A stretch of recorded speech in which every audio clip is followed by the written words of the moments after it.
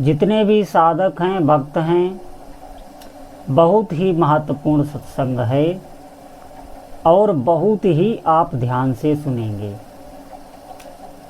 जो भी आप भगवान की प्रेरणा से या किसी भी संत के माध्यम से आप नाम जप कर रहे हैं, इस बात को आप बहुत गांठ बांध लें, आपको छोड़ना नहीं है।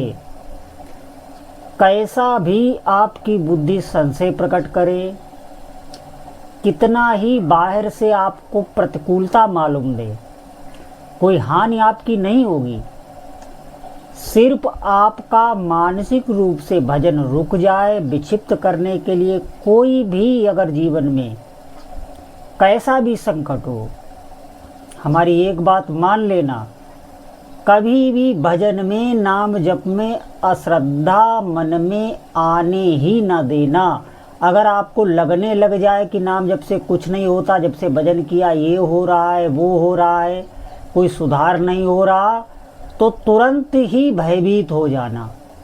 निश्चित मानिए, अगर आप भजन कर ले गए इस जीवन में, तो इसी जीवन में, इसी शरीर से आपको ऐसे दिव्य दिव्य अनुभव होंगे और आप नाचेंगे, नाच उठेंगे कि मैंने जीवन में भजन किया, भजन मार्ग पे चल पड़ा, अब मैं बहुत आनंद में। आप धैर्य धारण करें।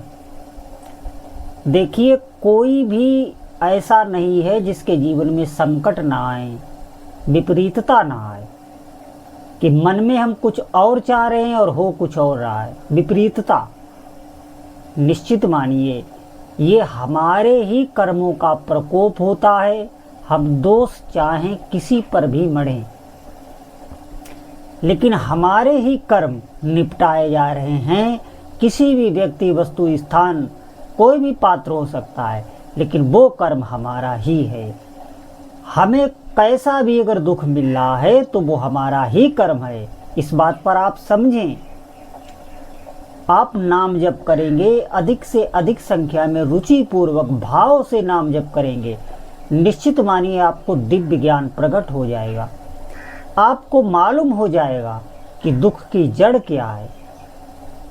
जितने भी संकट बने हुए हैं वो भजन न करने के कारण ही बने हुए हैं। जब भी भजन में हमारे कमी आएगी, तभी हमें संकट घेरेंगे। जब भी हम बहिर्मुख होने लगेंगे, संसार की तरफ आकर्षित होने लगेंगे, भजन की तरफ विमुख होने लगेंगे, समस्याएं हमें तभी घेरेंगी। सुन लो ध्यान पूर्वक।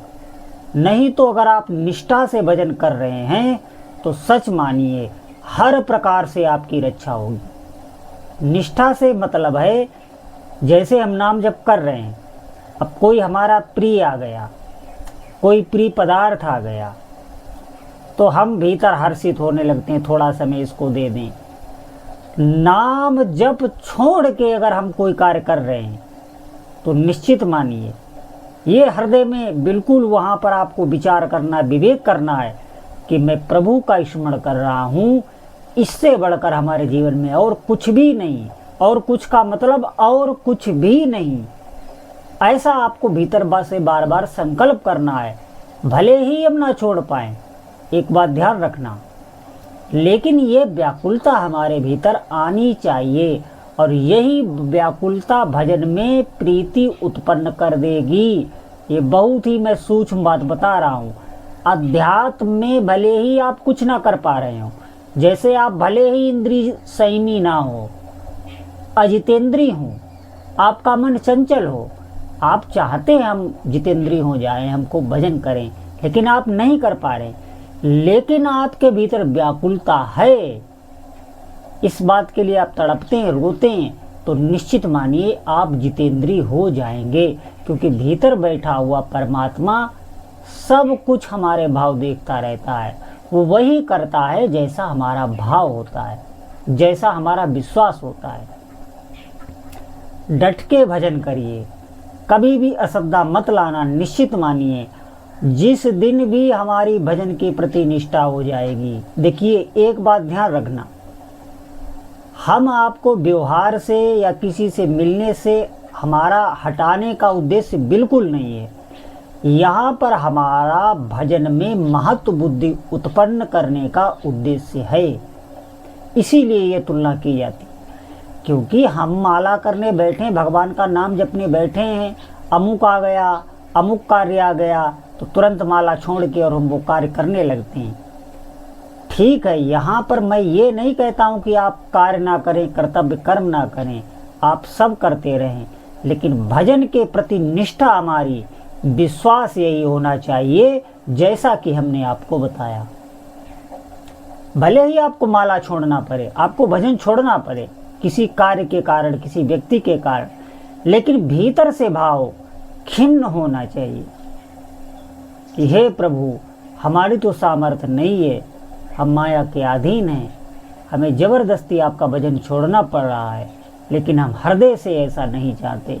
व्यथित हो जाना भीतर से, हर्षित नहीं हो जाना, तो फिर आप देखेंगे आपका भजन ऊपर उठने लगेगा।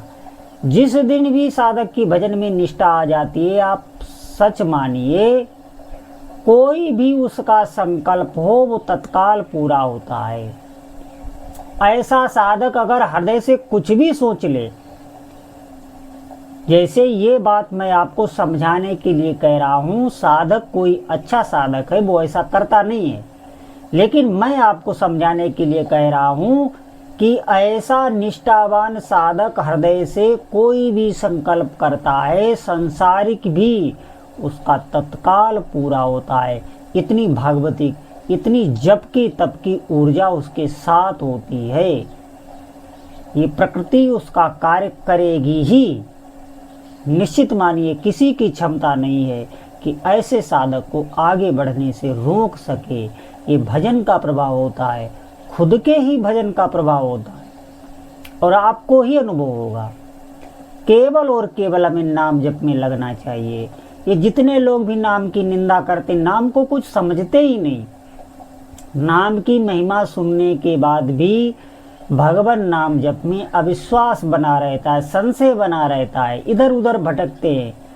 कहीं भी जाने की आवश्यकता नहीं है।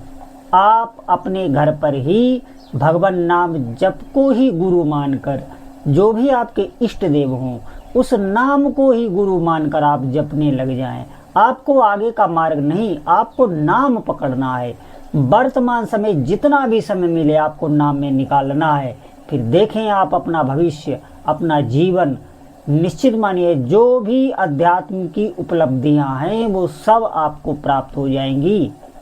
नाम जप की अद्भुत महिमा है, हमें नाम में लगना चाहिए।